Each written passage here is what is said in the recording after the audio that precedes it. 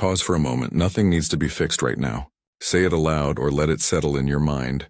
Nothing needs to be fixed right now. Notice how that lands in your body before your mind has a chance to argue. Does your chest ease, even a fraction? Does the jaw unclench? Let that quiet be evidence. Simple, accessible proof that something inside you is already shifting. You have been taught in dozens of subtle and not so subtle ways that healing is a thing you will earn later.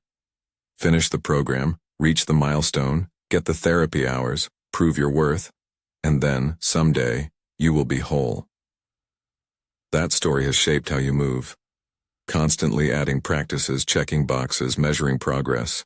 But there is another story whispered in the margins of your life that says, readiness can arrive as subtraction instead of accumulation, loss of urgency instead of gain of skill. This is that whisper. If this landing feels true for you, save this video to return to it. Keep it like a small instruction you can reopen when the scramble starts again. Notice the felt shift that shows up when you stop treating growth as a project and begin to receive it as presence. You might feel a steadier breath in your belly, the chest less like a drum and more like a room where someone has turned down the lights. You might find your thoughts are not sprinting to solve a problem but orbiting it from a respectful distance. There may be a small unclenching at the base of your skull, a softening behind the eyes. These are not metaphors only. They are signals. Subtle measurements your nervous system whispers when threat softens to curiosity. Most people miss this because culture teaches performance. We confuse worth with result and presence with productivity. So when readiness arrives as quiet, when it shows up as less doing, our nervous system mistakes absence for failure, and the old scripts fire. If I'm not fixing, I'm not safe.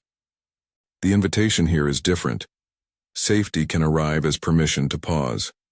Receptivity is not passive surrender to resignation. It is a cultivated posture that allows new information to land in you, like rain on parched soil. To understand how this happens, imagine attention as the oxygen that feeds any story. Where you breathe attention, meaning grows. Where you withhold it, the story loses its charge. Think of an old memory like a wave on the ocean. Each time you surf that wave, revisit the hurt with the same valve of feeling and reaction. You add energy to it. If you become the observer instead of the rider, you don't extinguish the wave.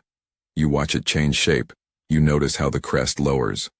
This observer function is not denial. It's a reallocation of your most creative resource, your attention. Now let me offer a very simple, gentle way to practice that observer stance when a loop starts to spin. You don't need to master anything. You only need curiosity and a small steadiness in your body. First, name it. When you catch yourself spinning, say quietly in your mind, "There's the old loop." Naming cuts through automaticity. Second, soften toward the sensation. Bring warmth rather than judgment. You might soften your belly, or relax your shoulders as you acknowledge it. Third, shift your attention to an anchor. The weight of your feet on the floor, the length of a single breath, the small sounds around you. Let that anchor be the place attention can rest. Fourth, wait. See what changes when you hold a kind, neutral gaze on the loop, instead of feeding it with argument or escape.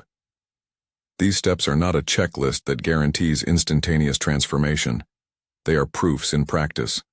When you withhold the oxygen of reactivity, old stories quietly lose their urgency. Sometimes the loop dissolves in one sitting. Sometimes it remains a long-lived pattern that softens over months. Either way, stepping into the observer function is the gateway from repair to reception. There is a paradox here worth naming. Integration, not closure. We live in a culture obsessed with tidy endings. Closure as if the book must be finished before you can resume living. But most wounds are initiations, not indictments. Betrayal taught you discernment. Grief deepened your capacity for tenderness. Loneliness matured the parts of you that can stand alone with grace. These lessons do not mean you must fix what happened. They mean you have been initiated into a new bandwidth of presence. The parts of you that feel broken, shattered child, cautious seeker, silent witness, are invited to sit at the same table now. Integration is the practice of hospitality. Welcome each part, listen to its language, and refuse the impulse to exile what is hurting. When the inner space shifts toward integration, you will notice practical markers in daily life. Tiny confirmations that coherence is happening. Synchronicities may increase. A phrase drops into your awareness at precisely the moment you needed it. A stranger's comment becomes a kind of map. Boundaries feel less like armor and more like plumbing. They carry what you allow in and keep out what drains you. Intuition sharpens not as flashy prophecy but as small practical clarity. Choosing rest without drama, saying no without explaining, knowing which work to set down for a season. These are not magical guarantees but signs. The world is giving you feedback that you are operating from a different frequency. There is a sensuousness to these changes. You might be folding laundry and suddenly find your throat unclogging with tears that are not only sadness, but release. A melody on the radio might land like a message. You might stand at your kitchen sink and realize that the posture you hold when you reach for the faucet is softer. Your shoulders have been carrying less weight. These moments are not accidental indulgences. They are micro-confirmations. They tell you that inner coherence is leaking into ordinary life. It helps to hold a metaphor for what is happening without mistaking the metaphor for literal science. Picture a seed underground. It does not shout to the soil, "Make me sprout." It does not bargain with winter. It receives water, warmth, and time. The crack in the shell is not the seed's failure. It is the beginning of a transformation that cannot be forced. Similarly, your system may be doing the quiet biochemical and neurological work of regulation.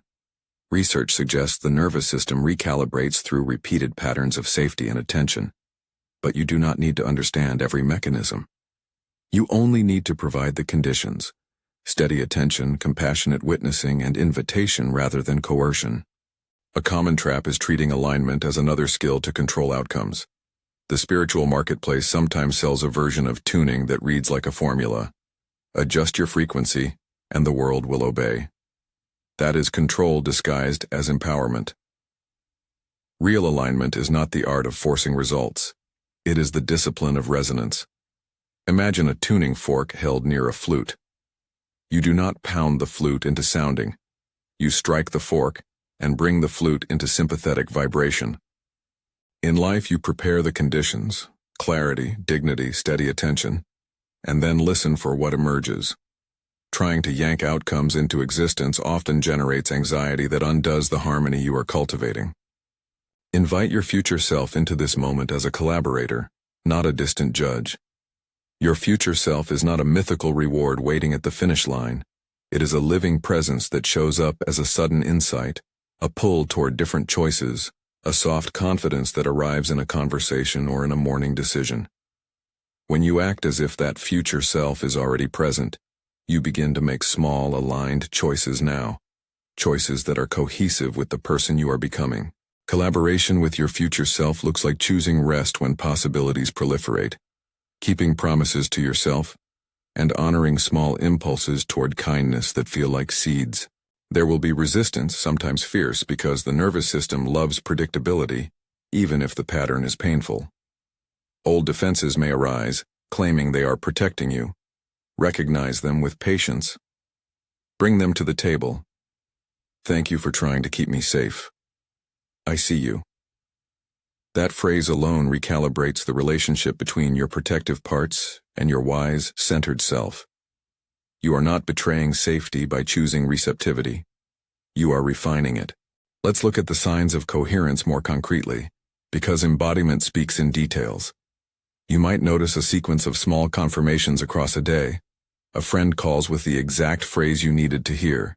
You pass a storefront sign that feels like a mirror to your inner question. An idea lands in your mind that makes immediate practical sense. You might find your posture changes, less bracing in the chest, more groundedness in the pelvis.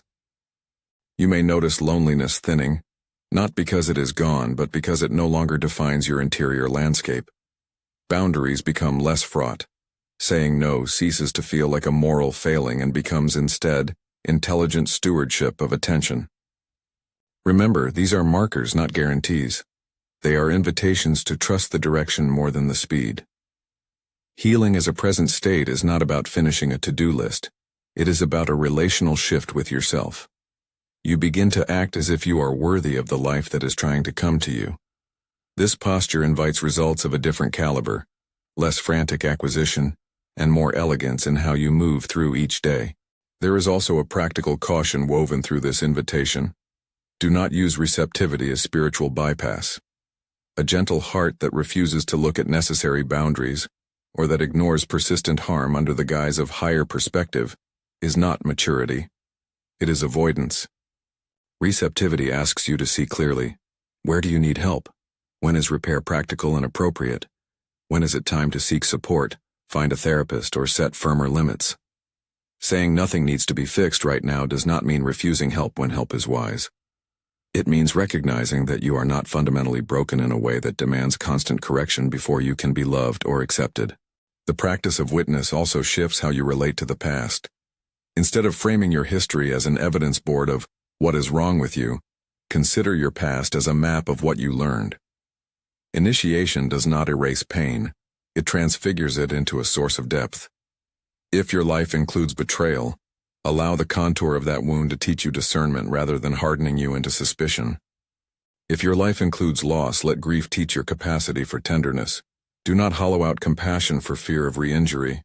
Integration is not erasure, it is making room. When the system nudges you toward this quieter orientation, you may also notice how your choices become kinder and more precise. You start saying no to things that used to drain you, not from scarcity, but from fidelity to your inner axis. You offer yes where it matters. You become economical with your attention in a way that actually expands your capacity for presence. This is a paradox. By choosing less, you gain more. By stepping out of performance and into reception, you widen the aperture through which life can be seen and received. If you are feeling skeptical, good. Skepticism is not the enemy. It is intelligence that keeps you rooted in realism. Test what I'm saying. Try a small experiment. Over the next 24 hours, notice one habitual loop you often find yourself in, a repetitive worry, a critic's voice, and practice the observer steps I outlined. Name it, soften toward it, anchor your attention, and wait. Journal what changes. Do not demand a miracle. Treat it as data. See whether your relationship to the loop shifts. If it does, you have empirical evidence that attention was playing a role. If it does not, note that too. Either result is useful. There is freedom in learning without needing perfection. Part of this practice is learning to accept help and community as part of your ecology. Healing in presence doesn't mean solitary stasis. It often unfolds in the company of others who can reflect back your coherence when you cannot see it. A friend who says you look more like yourself today can be a mirror for the change you cannot name. A practitioner who witnesses your story without rushing to fix it can help you integrate. Allow support to be practical and steady rather than theatrical. You may wonder, what does nothing needs to be fixed right now mean for ambition or for plans? It means you can pursue goals without turning them into litmus tests of your worth. You can take action from alignment rather than compulsion. Dreaming and doing remain precious. The difference is the orientation. When you act from a state that feels steady inside, you move from a place of collaboration with life rather than combat against it. Your goals become invitations to evolve, not proof of your value. Come back now to your body for a moment. Place your attention on the space behind your heart, the little room where many experiences settle. Breathe toward that space. You might take 2 breaths, with more attention than you usually give a moment. As you inhale, imagine you are inviting presence. As you exhale, imagine you are releasing the imperative to fix. 1 breath can be a calibration. 2 breaths can be a ceremony. You do not need a long ritual. Simple somatic confirmations are often the most honest. If you sense resistance when you say, "Nothing needs to be fixed right now," that resistance is information. Let it speak. Ask it quietly. What are you protecting? What would happen if I let go of the posture of repair for a moment? Answering these questions will not force change. It will illuminate the next gentle step. Know this without equivocation. Your wounds are not proof of your defect. They are part of the terrain you have traversed. They shaped capacities in you, compassion, toughness, discernment, that are now resources. To integrate is to honor those capacities without being owned by their origin story. You can carry the memory of pain without letting it shape every present decision. If you are someone recovering from burnout or trauma, this message is not an instruction to minimize what you have endured. It is an invitation to locate safety in small, tangible ways.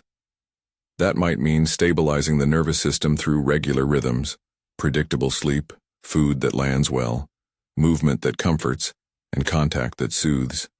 It might mean saying no to a commitment that would tip your system into exhaustion. It might mean seeking a practitioner who understands the language of both somatic regulation and receptivity. Do not conflate stillness with avoidance. Use stillness as a laboratory for learning new reflexes of safety. In the days ahead, notice what shows up when you practice being the observer. See if your inner critic loses the volume it once had. Notice if your future self offers a quiet suggestion rather than a harsh imperative. Observe whether small confirmations begin to appear in your daily life. The right book, a timely conversation, an idea that lands while you are making tea. These are not guarantees of a particular outcome. They are signals that you are aligning with a different economy of life. To close, return to the first sentence and let it ring again in your bones. Nothing needs to be fixed right now. Let the simplicity of that phrase do the work it can do. Keep it as a kind of home base, a sentence you return to when the mind insists that some aspect of you is unfinished. From that home base, act, gently, surely, from the person you are becoming, not from the person you fear you are. If this felt like something you could return to, subscribe or save this practice so you can come back whenever the urgency rises again. Share it with someone who needs this permission. And before you go, take one more mindful breath.